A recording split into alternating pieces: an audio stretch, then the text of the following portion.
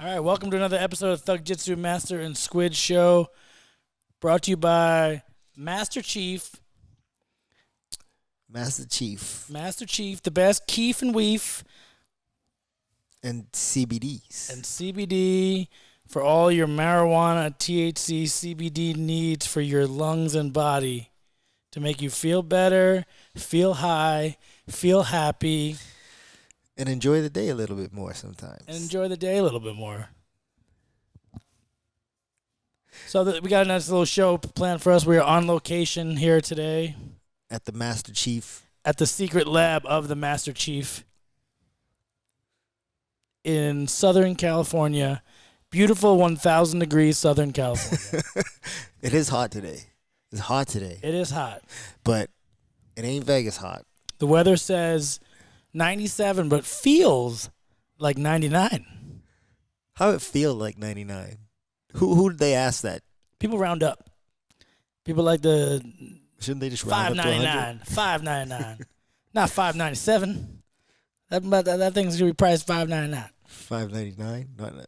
See, this whole thing about it feels like that's like when, like, if somebody hits you, like, that's like you look at, talk about the PFL, right? Somebody hits you and it says 25.9 miles an hour, but it's like that felt like 37. That felt like a 100-mile-per-hour hit. You say it's only 25? Kids throw baseballs faster than that. Yeah, right. But Why don't guys throw harder or faster? Because kids in the Little League World Series are throwing 70 miles an hour. These guys in the PFL are throwing 25 miles an hour. that ball's got a lot more distance to travel. It picks up speed. Yeah, I mean, I don't think it, like, the whole acceleration process. It doesn't. Clearly, it's I not don't. instantly Clearly, I don't. at full speed. Based on my Acceleration is a process. Like 0 to 100, real quick. real quick. Got my whole squad real quick. But that's just how we rolling. That's just how we rolling. okay. So where we starting, Squid? We are starting with. What do you want to start with? We got some options here.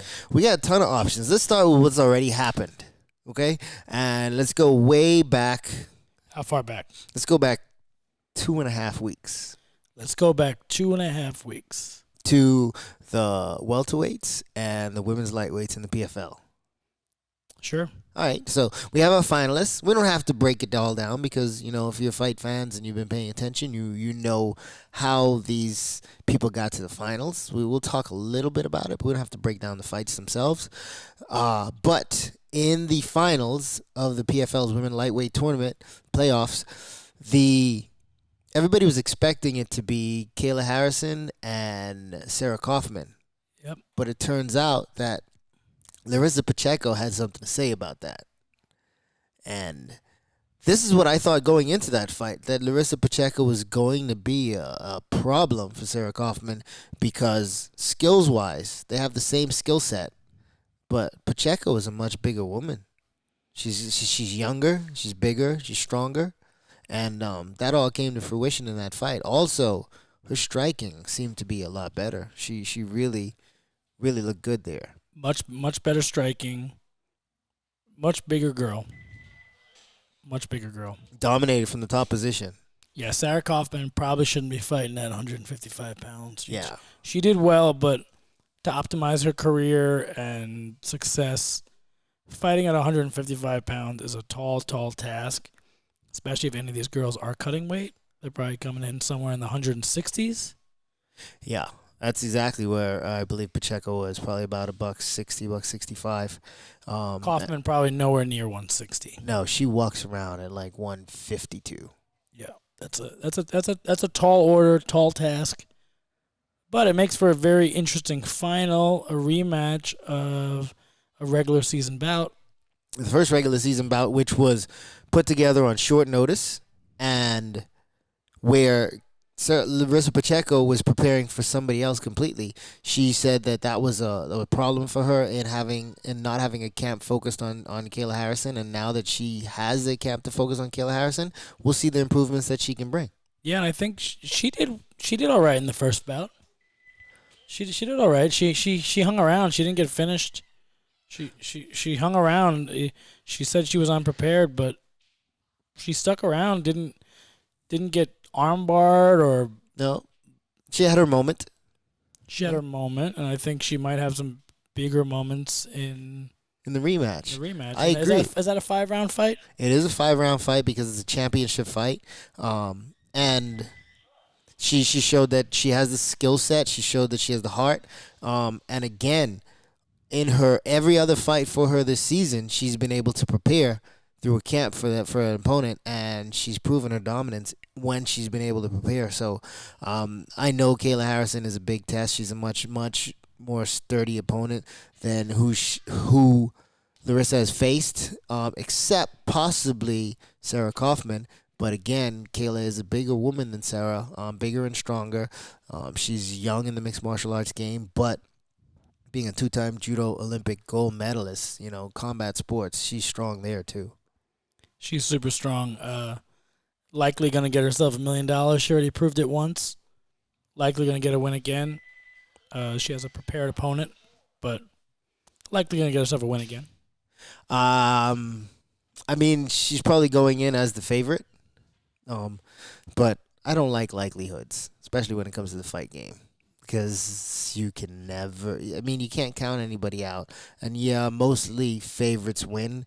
But when you get to these situations where there's a 1-on-1 and it's a big deal, like, especially when $1 million is on the line, you know? She is she is setting herself up to fall hard on her face a little bit, Who's this, Kayla? Kayla. She's talking a very, very big game. Yeah. And we've seen people talk big games before. Sometimes the bigger they talk, the harder they fall. Yeah. And it could be sometimes humble and humility is a nice quality to have. I don't have that quality, but I think it's nice to have when you're trying to win a world title or talk your way. She is talking a very big game. She is saying she's the best grappler to ever live, that will ever be. I don't know if that's the case. I've seen better grapplers. I think there might be some better female grapplers in the sport right now. Yeah, that was my thing. Was the qualification the best female grappler, or just that she's the best? Best female grappler to ever like. Yeah, I don't know. I can't imagine, or I can't envision many female grapplers that I thought were like elite. Oh, that's amazing. That's so amazing. That's so impressive. There's a few. I think Tatiana Suarez is very good. Tatiana Suarez is legit. I think she is a 115-pounder though. She's yeah. It's hard to gauge that style, but she has world championships in freestyle wrestling. She's beaten a lot of freestyle wrestling champions. She is very, very good. I like also undefeated. I like Tatiana. Yeah, I guess she could potentially be the best female grappler of all time. She's not a real submission machine, but her submissions are strong. Like, she understands the game enough to avoid them and put on a few of her own. But yeah, Tatiana Suarez is definitely. She definitely can make an argument for that. I think Helen Maroulis hasn't transferred over yet, but she won a gold medal for women in Olympic freestyle wrestling. Beat a previous Olympic champion in the finals. Because we're just going grappling here. Yeah. Gabby Garcia. I don't have anything to say. I don't know if we're using accolades here. Multiple time Abu Dhabi Combat Club. She might be the best female combat dancer. She can dance her ass off. She can't make weight, but she can dance her ass off. Well, I don't know. It's tough, but my point was, she is talking a very, very big game. She may win her championship, win $1 million. She might just sail off into the sunset the next couple of years, not lose. But the game she is talking is really asking for it. Yeah, you got to back that up. And I mean, it's inside the PFL. Larissa Pacheco, though, like that could be motivation for her. It's she the revenge factor is already there. She wants to get that one back. And now you're talking big. So like for Larissa, it's not like she's gonna have to look very far for motivation. I mean, she wants to win. That $1 million is on the line. You get to avenge a loss, and the this person is talking. You get to They're shut running up. their mouth. You get to shut up the person. Also, she's the face of the promotion. So there's like a 5-pointer right there. Well, it's a lot of factors. That's a lot of points. A lot of points for $1 million. I just like to play devil's advocate. She might be the best, but I also think that she's still rather new. Yeah, she's pretty young. She's pretty new. It's a bold statement. I know she's done her thing in judo, but it's bold in mixed martial arts. And when you say new, like, let's talk about new from the same night. We have the men's welterweight finalist, and we have one guy returning to the finals, and he has a new opponent. And that's Ray Cooper III, and he's facing David Mashad. Magomed Karamov was in the playoffs, and he won his fight, but he pulled out due to injury or sickness. He was not feeling well, and he wasn't allowed to compete. He wasn't able to make the walk for the second time that night, and therefore he's not in the finals. Chris Curtis, who had retired like half an hour before, came back out to fight, got floored by Ray Cooper. Ray Cooper became the knockout artist, or he showed us a knockout artist that we were used to seeing from him. And then on the other side of the bracket, David Mashad took out John Howard and then Glauco Franca. And David Mashad showed some fight IQ on that night. He showed he was able to use, plant his feet, throw some big punches to get John Howard to get into that same situation, and then tie him up immediately, take him down, and just control from the top.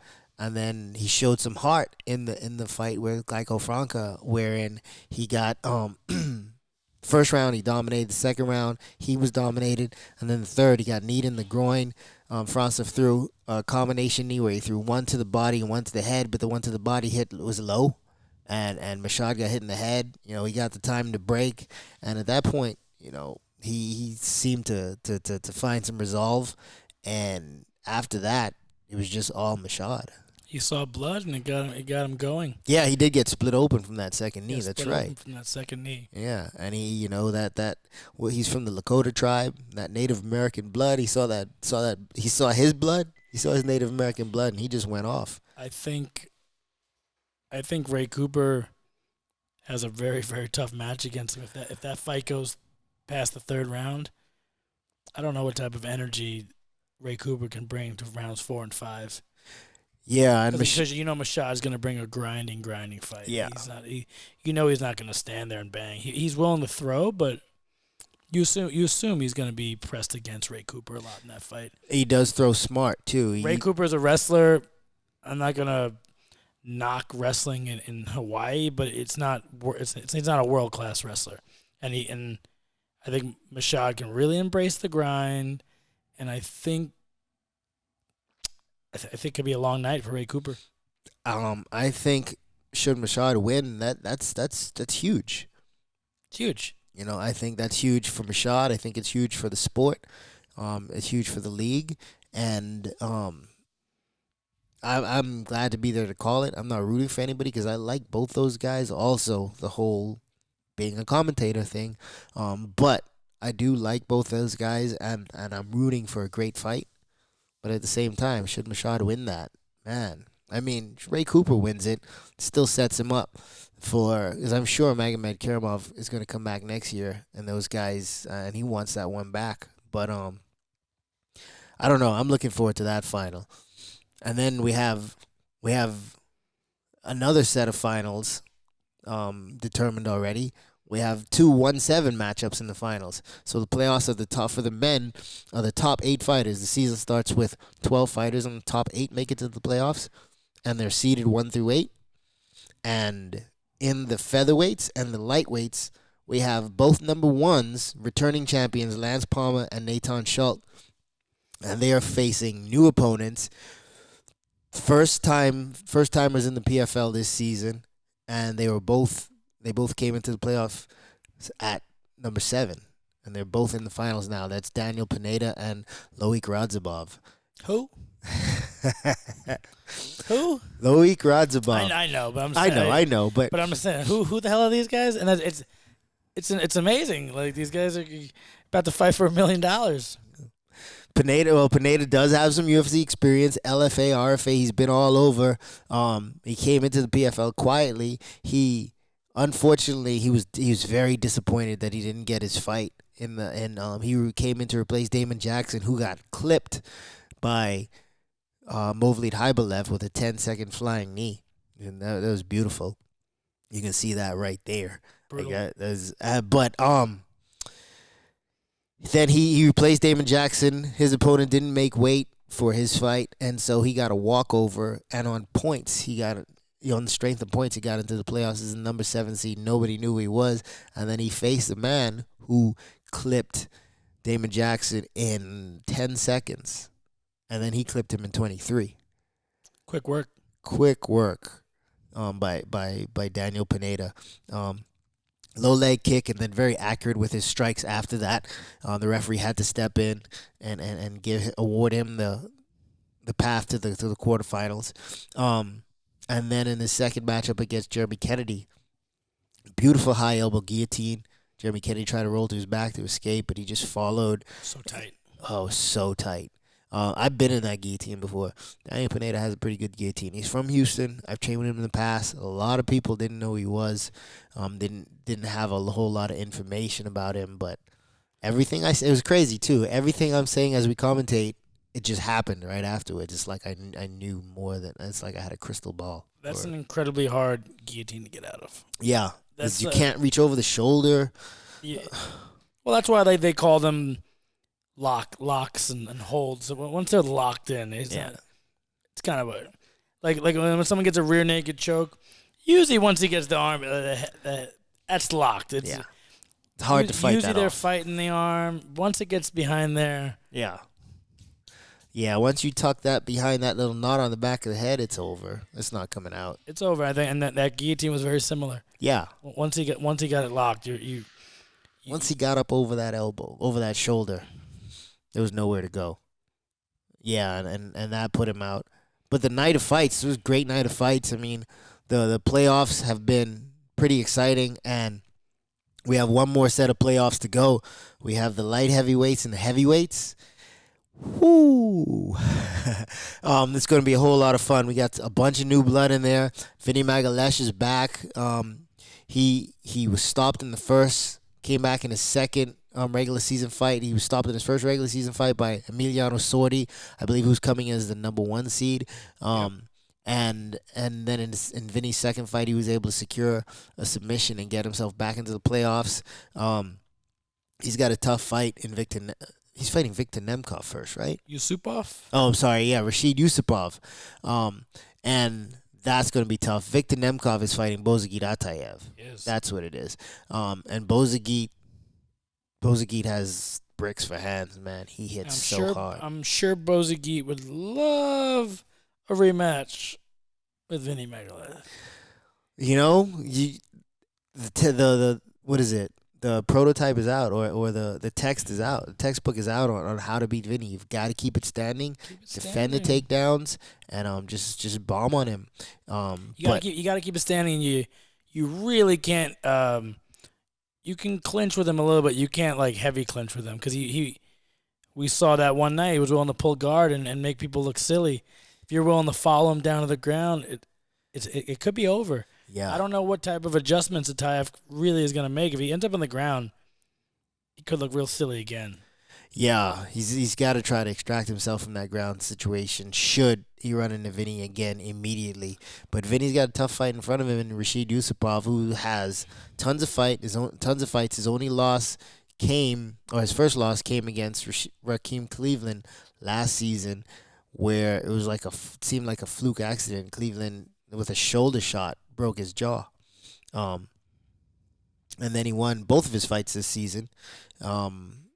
Dangerous guy, good sambo, good striking. So that's a tough. I think that's a tough fight for Vinny. But like you said, Vinny's not afraid to pull guard. If he can. That's the only way he knows how to get to the ground because dude can't hit good takedowns.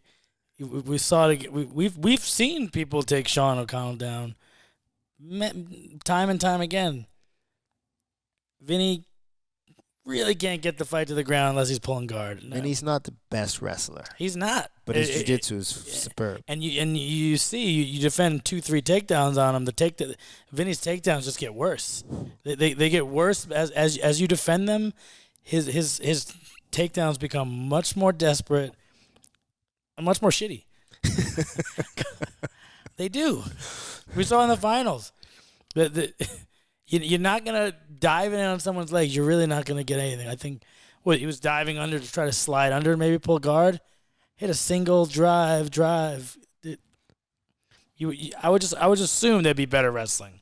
I would assume there'd be better wrestling. If you were Vinny's coach, what would you do with Vinny? Work on your striking, I guess. Just work on your striking. I would take him in a D1 room and leave him. I would leave him in there for like 2 months. Just lock him in there for 2 months. Yeah, it's probably decent timing right now based on college wrestling season's kind of springing up right now. Yep. He could probably get some good wrestlers. I think that's what he should do. Really work on his striking and really work on his takedowns. Everything else he doesn't really have to do. Takedown defense doesn't need to be there because he doesn't need it.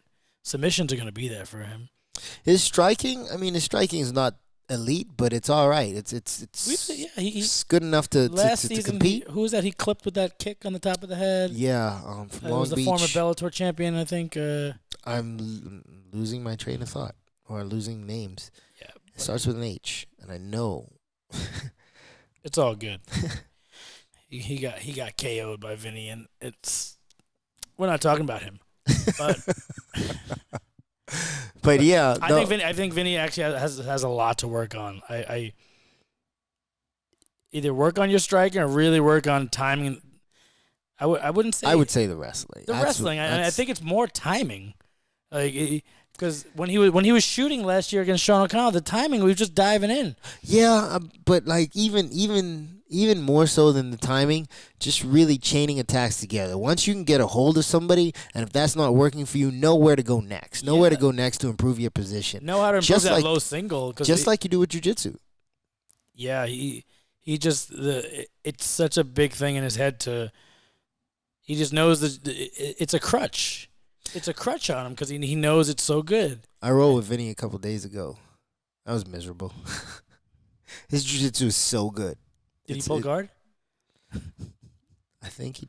No, we started with me on top at one point, and then he started on top at one point, and I was just like useless. It's like, what am I gonna do? What am I gonna do?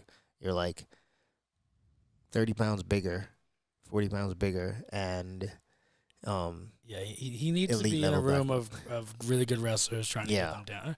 Maybe not really good wrestlers, but like semi-good wrestlers. Good wrestlers, just good wrestling technique. Just learn how to chain attacks. But also, together. it's a double-edged sword. You have good wrestlers. He couldn't even take down Sean O'Connell. You think he's going to take down good wrestlers? You probably need him working with people a little less good than college wrestlers. No, go work with them and then come back to the gym, and go work with them and come back to the gym. It'll make you better. Yeah, definitely. Because I couldn't wrestle a lick, like, in 2005. Yeah, but you're also you're in the right weight class to wrestle with, like, really good, like, skilled guys. Not saying guys are really skilled at heavy, but they're not as skilled. If I give you the list of wrestlers that I've worked with to help me with my wrestling, it's been crazy. From Bubba Jenkins, Tyron Woodley, Jay Jaggers, Jason Johnstone, Greg Gillespie, Dan Valamont, Steve Brown. Man, there's a bunch of guys. That's who you got to wrestle with. Brandon Gambucci. It's hard when you wrestle with like the elite heavyweights because he's just gonna squash. It's hard with the heavyweights because they wrestle a certain style. Yeah, I can imagine. It's a tough riddle for how Vinny. He's had so many fights, and it's hard to break that. He's got habits. He has habits. You see when he starts getting hit, he like lowers down and just like drops to a pretty bad shot. What Vinny needs to do is get him some Master Chief, roll up a blunt, smoke it, and then go in the wrestling room and just train wrestling. Yeah, that's my advice to you, Vinny. Yeah, I think he's strong enough guy that he can. I don't like his takedowns when he gets under people. I would like to see him work clinch work guys against the cage, and snatch singles and things like that. So Vinny, if you're watching, I know you're a huge fan. Take my advice. Listen to him. And work on your wrestling. Work on your wrestling. Because you can't submit anybody if you can't get them to the ground. Yeah, you ain't gonna submit anybody. Maybe John Jones submitted Lil Bachita, but that's a one-off. It's 1 in a million, yeah. So PFL light heavyweight and heavyweight playoffs. That's happening on Halloween. Halloween night. We didn't really talk about heavyweights. We actually we really just talked about Vinny. About Vinny, yeah, yeah. Because the light, I honestly I have no idea who's going to win that light heavyweight, or who I believe is going to win that light heavyweight, that playoffs, or make it to the finals. But I think Emiliano Sordi, he's proven that he's a threat. He's beatable. He's definitely beatable, but he's been ahead of the back all season. He's looked really good, and he may not be the guy that we saw last season. And I mean, he looked good last season, then he got stopped last season. But this season, he's looked like he's upped his game. So he's a dangerous guy. Rashid Yusupov is also a dangerous guy out there. He came into the PFL last season undefeated. Only suffered the one loss due to injury. He's dangerous. Bozagit Atayev. He's got a win over Sordi. He's got a loss to Sordi. He hits like a Mack truck. Viktor Nemkov is in there. Fastest punch of the season. Like, I think it was at like 30 miles an hour. He's tough. Maxim Grishin. He's rematching against Jordan Jackson. Jordan Johnson. All these J's. Jordan Johnson he's rematching against, and that's who's a good wrestler. It was a close fight the first time around. They got 2 rounds to mix it up this one. So yep, light heavyweight and heavyweight. To me it's a kind of a coin toss up there. It's up for grabs. I think the heavyweight though. I think the heavyweight's definitely up for grabs. No, I think Goltsov is the guy to beat. You think Goltsov's fight with Ishii's not gonna be an easy one?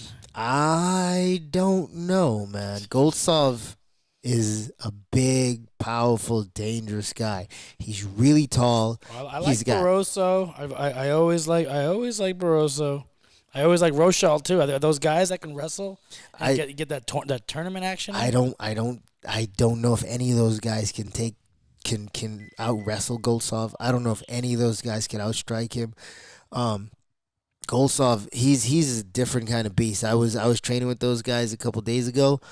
Him and Francis Ngannou were working together, and just watching those two beasts go at it, it was like, whew, man, like I would pay money to watch that practice over and over again. Those guys are. Goltsov is dangerous, man. Dropped Jared Rochelle with a jab. The beating he put on Kelvin Tiller. And Kelvin Tiller, he's my number 2 guy in that division right now. But Goltsov really put it on him. I like the 2 fights in one night makes it a little different for me. And that's the other part of it, having all those combat sambo matches. I mean, he's been a big man for his whole life, and having all those combat sambo matches, he knows what it's like to compete multiple times in a day.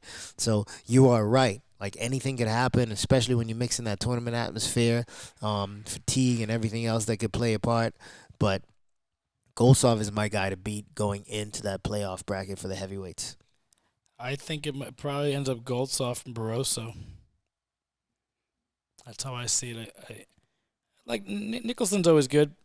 I don't see him getting past the Barroso. He's always explosive. He's one of those guys who's dangerous. He's exciting. He's dangerous. He's fun. You can beat Nicholson if you have a game plan and you stick to it throughout the entirety of the match. But don't let him bring you into that. Don't let him make it wild. Firefight. Yeah. As soon as it gets wild, Nicholson gets more and more dangerous the wilder it gets. He gets the edge if it goes wild. Yeah. You can pick him apart. You could also frustrate him. He likes chaos. He likes chaos, and if you don't give him chaos, he kind of loses it a little bit. Yeah. He gets a little. He starts opening up for you. Yeah, but then you have to remember He's very explosive. That's what he's asking you to do. Yeah. So even if you don't fall into the chaos, there are some times when he can break your rhythm, like he did with Jake Hune, with that flying knee. He will come at you with some explosive stuff and these one hitter quitters. So you just can't let him draw you into the chaos. So those are some of the guys to look out for on the Halloween night, light heavyweights and heavyweights. I can't wait. I get back out to Vegas and call those fights. That's going to be fun.